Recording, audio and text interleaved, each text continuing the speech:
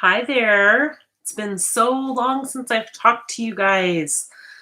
I got some messages that people are waiting to hear the rest of Little Riders, and I have terrible news. My kids got into my glasses are shining. My kids got into reading it again, and now it's lost somewhere in our house. So I'm going to have to get back to that story. But the one I wanted to introduce you to today is called The Door in the Wall. The Door in the Wall. And I just wanted to point out that this is part of the Sonlight curriculum.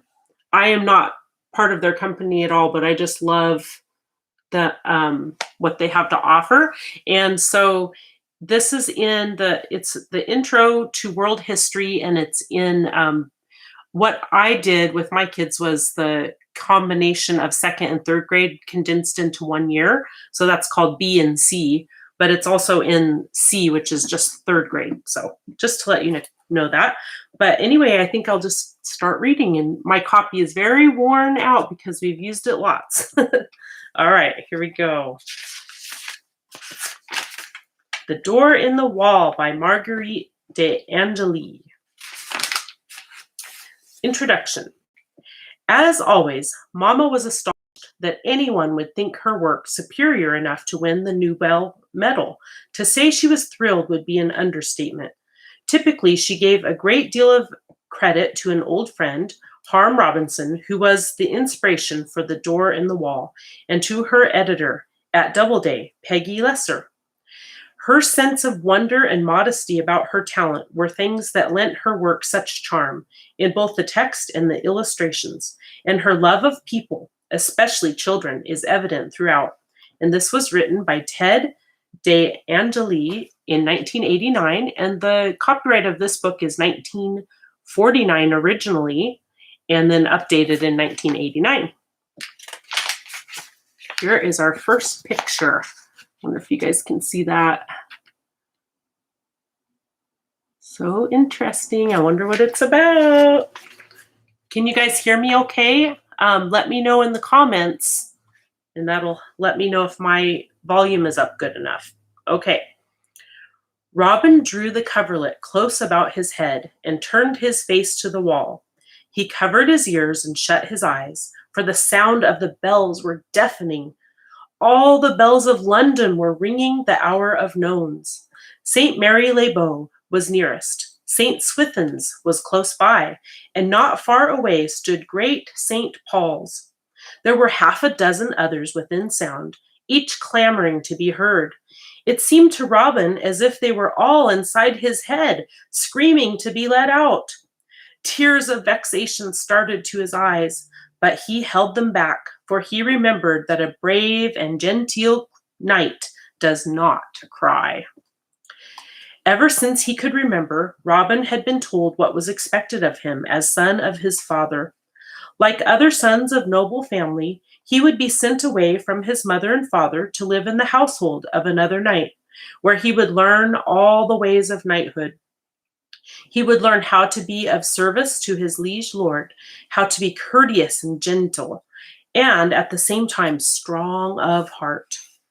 Robin thought of his father and how he had looked on that last day when he rode off to the Scottish wars at the head of the column. Now, remembering, Robin could almost feel the weight of his father's mailed glove on his shoulder as he said goodbye. Then he had been straight and strong, standing there in the courtyard as the men rode forth. "Farewell, my son," his father had said. "Forget not to be brave. God knows when we shall meet again. Farewell." He must not cry. Robin thought of his mother and how she too had said farewell the day after his 10th birthday. She had called him to her side in the solar where she sat weaving. "Since your father left for the wars, it has been a comfort to have you near," she said. "But you are 10 and no longer a child to be looked after by womenfolk. It is time now for you to leave me. John the Fletcher will come for you in a few days and will take you to Sir Peter de Lindsay, as we have arranged. There, too, you will be away from danger of the plague. which seems to be spreading. And now it is fitting that I obey the wish of the queen to be her lady in waiting, for she is in need of my care. Today an escort will be sent for me, and I shall go. John the cook, Gregory, and Dame Ellen will serve you until John the Fletcher arrives. Farewell, my son, be brave. She had drawn Robin to her and had turned away so he would not see her tears. Little did she know how much Robin would need her. For the very next day he had become ill and unable to move his legs. That had been more than a month ago. He was cold. He wished Ellen would come to mend the fire. The bells stopped ringing, and Robin heard the boys from the brothers' school running and shouting along the street. He hoped that William or John, Thomas or Roger would come in to tell him the news, but when their voices grew faint, he knew they had gone on past. How he wished he were with them.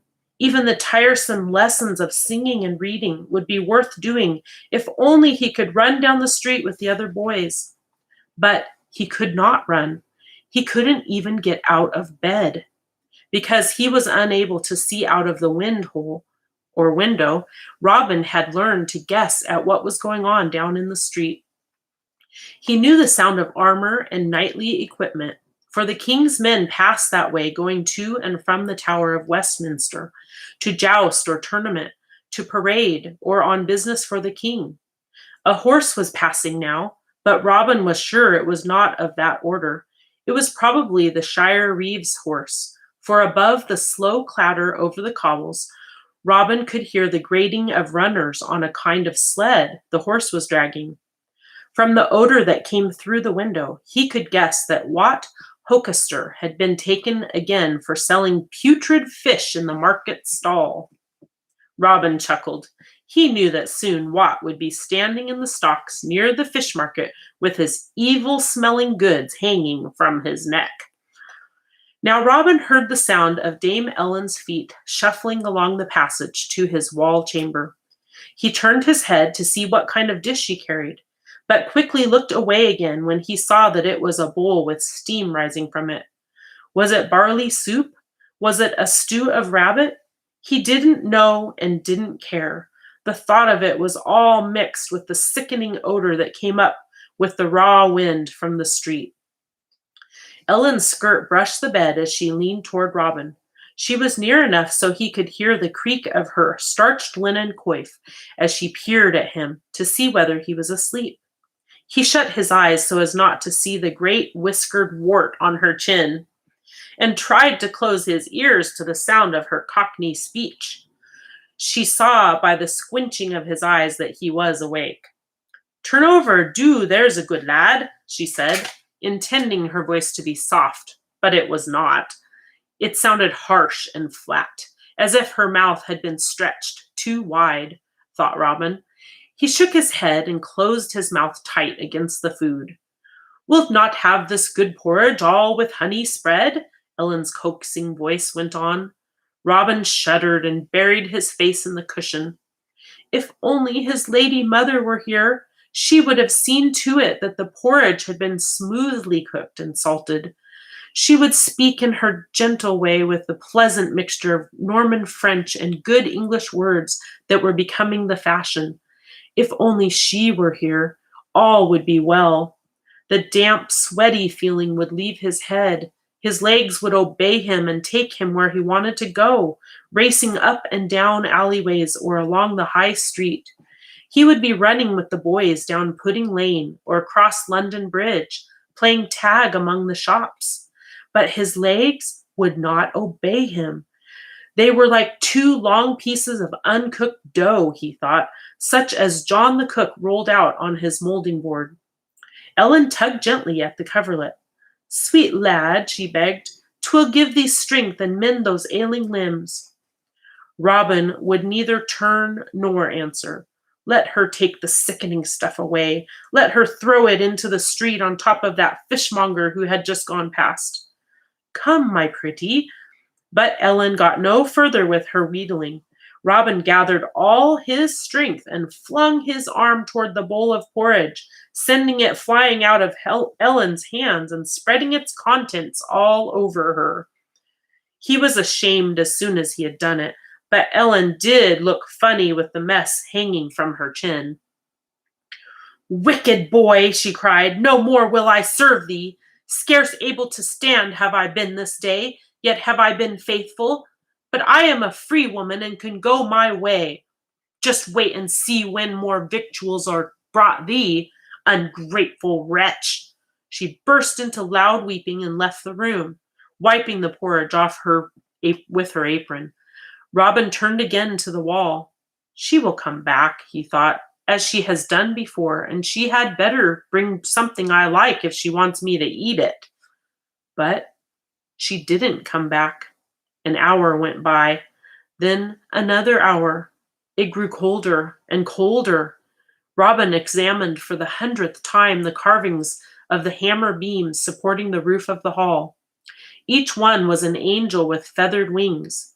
He studied one by one the grotesque carvings of dwarfs that decorated the roof bosses and the corbels finishing the doorway. He wearied of thinking about them and wished that Ellen would come. Robin's bedchamber was off the main hall or living room of the house, in an embrasure of the thick wall. Like the hall, Robin's room was somewhat chapel-like, for the houses of the time of Edward III of England were very little different from churches. Afternoon sounds came into the room, people passing along the street to and from the shops in Cheapside or Poultry Lane, carters carrying goods to the wharves on the Thames, Bellingstate, or Queen Hithe. He heard children playing games, hoodman blind and hide and seek. He wished he could have been among them, because he knew a secret nook where he always hid and where he was seldom discovered. It was down Honey Lane, actually Honey Lane, in the angle of a jutting wall near Blackfriars Entry.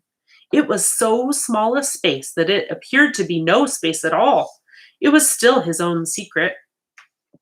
Robin tried very hard to get out of bed so he might look out of the window, but he only fell back again onto the pillow, exhausted from the effort. Hunger bit at his empty stomach. He was hungry enough now to have eaten the porridge Ellen had brought him. He listened, hoping to hear her footsteps in the passage, but the house was strangely silent. No sound of talk or laughter came from the hall, for most of the servants and retainers had gone, either with his father, Sir John de Beaufort, or with his mother, the Lady Maud. Robin called for Ellen, and when he had no answer, called for John the cook, then for old Gregory the gardener. He listened again, holding his breath, but he heard no one, and saw not a soul from nones to vespers, when the bells began to ring again. He was alone. Just as the bells stopped ringing, Robin heard a noise as of a door opening. Then someone mounted the stair and came along the passage. Perhaps it was one of the boys, but not likely, for whoever it was walked rather slowly instead of running, as William or Thomas or John would have done. The footsteps turned toward the chamber. In the doorway stood a monk with a basket. He came toward the bed where Robin lay. "Good eve, my son," he said. "I am Brother Luke, a wandering friar, newly come to St. Mark's. I have brought thee food, and 'cause 'tis Friday, fish." Fish! Robin's stomach took a sudden turn, but a good smell came from the covered basket Brother Luke carried, and he was hungry. So he smiled a welcome, and the friar explained how he had happened to know that Robin needed help. "A poor widow, who twice a week is fed from our hospice, told me of thy need. She said that Dame Ellen," and I'm going to pause here and show you this picture if you can see it. And I think I'll get a little quick drink too. There's the picture. Okay. She said that Dame Ellen, who lately served thee, has this very day been taken of the plague. She it was who told us that all thy servants too are fled because of the plague, and some are dead of it. Dame Ellen told thee not, pitying thee.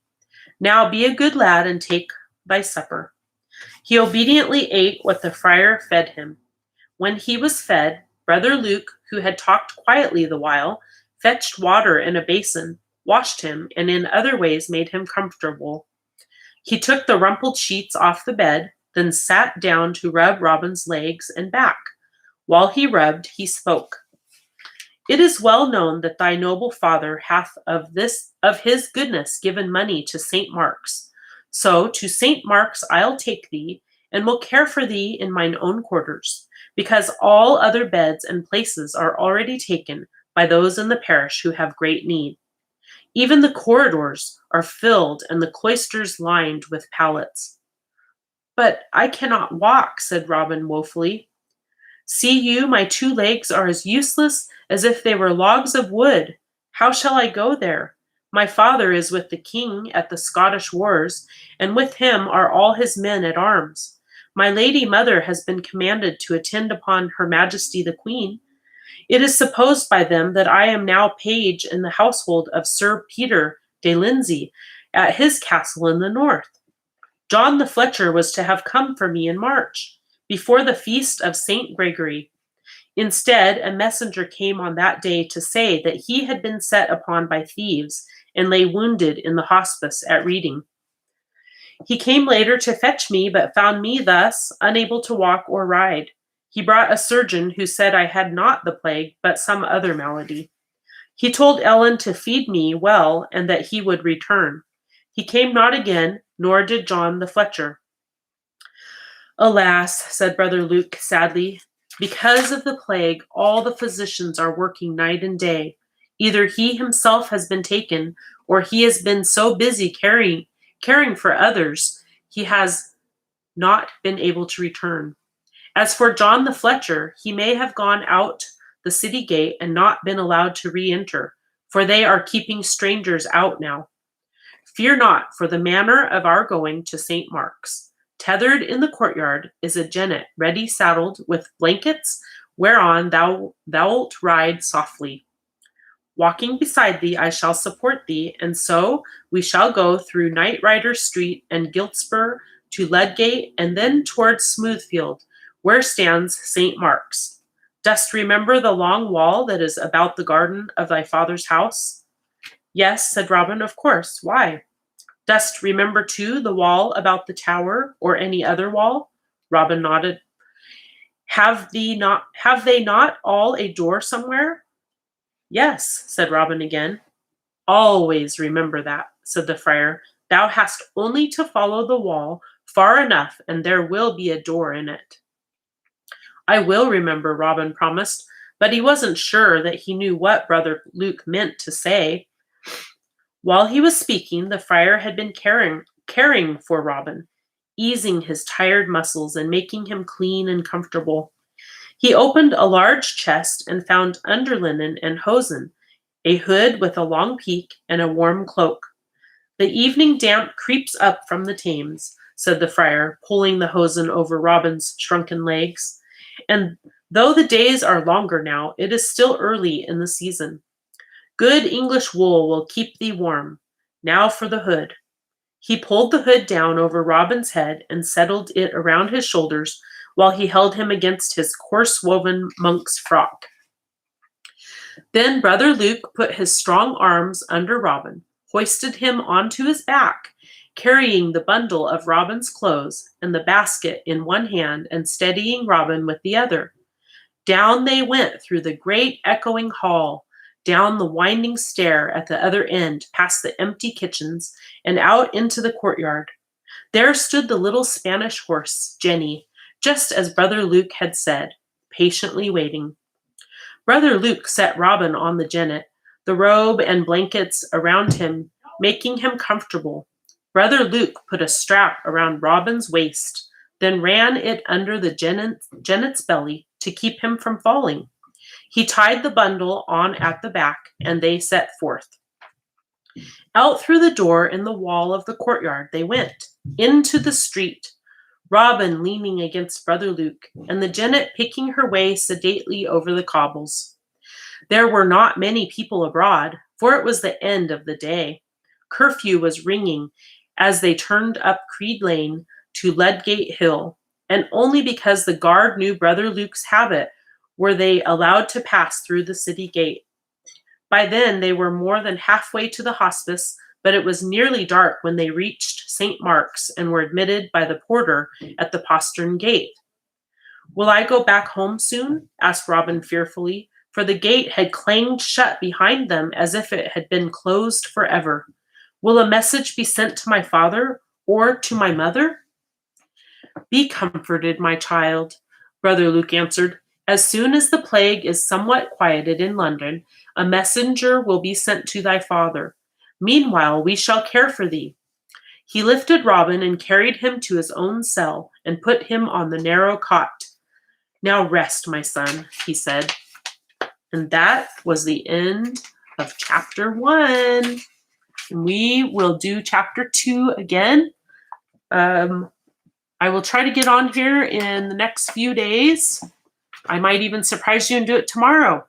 But tell your friends, be sure to subscribe and click the notification bell, and you'll know when I come back on. So thanks, and let me know what you think. Bye for now.